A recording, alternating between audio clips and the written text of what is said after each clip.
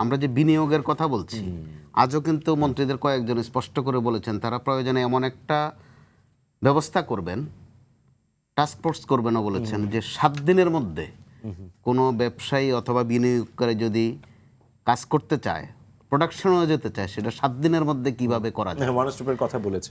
ওই ক্ষেত্রে আপনার দরকার, কিন্তু সবচেয়ে দরকার 1 নম্বরে আইন শৃঙ্খলা পরিস্থিতি।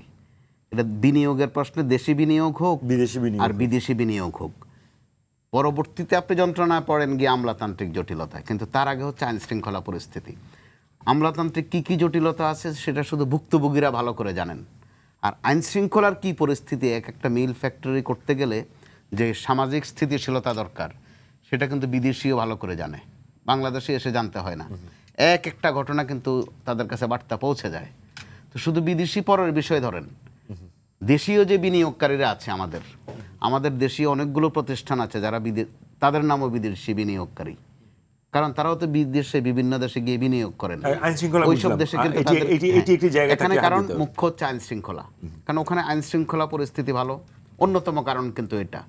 আর বিনিয়োগের যে বিধান প্রত্যেকটা দেশেই কিছু বার থাকে, কিছু সীমাবদ্ধতা থাকে, সেটা থাকে। তার মধ্যে দেশীয় শিল্পকে আপনি প্রোটেক্ট করতে গেলে অনেক ধরনের বারের মধ্যে দিয়ে আপনাকে যেতে হয়, এবং তারা গিয়ে অভ্যস্ত, তারা জানেন, বিনিয়োগকারীরা সেটা জানেন।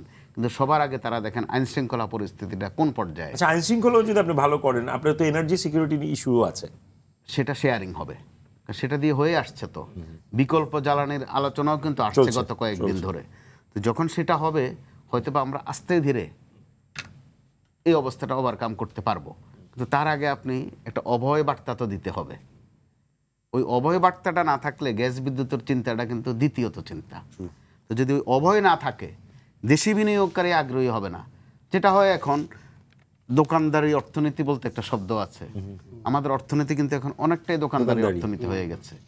কারণ অর্থনীতির যে তত্ত্ব আছে সেগুলো বাস্তবে প্রয়োগ হয় না, খাটে না। খাটলে তো আমাদের ডক্টর ইউনূসও হতে পারতেন, বোধহয় আরেকবার একটা নোবেল পেতে পারতেন। তিনি বড় অর্থনীতিবিদ, যদিও নোবেল পেয়েছেন শান্তিতে, সামনের বার হয়তো অর্থনীতিতে পেতে পারতেন। মানুষের উচ্চাশা তার প্রতি ছিল। আবার তার সাথে অর্থনীতির সেরা সেরা শিক্ষকরা ছিলেন। আপনি যদি কয়েকজনের নাম সবাই চিনে তাদের অনেক স্টুডেন্ট বাংলাদেশে, কিন্তু তারা ওই রাস্তাটা আনতে পারেনি, মানুষের প্রত্যাশা ছিল।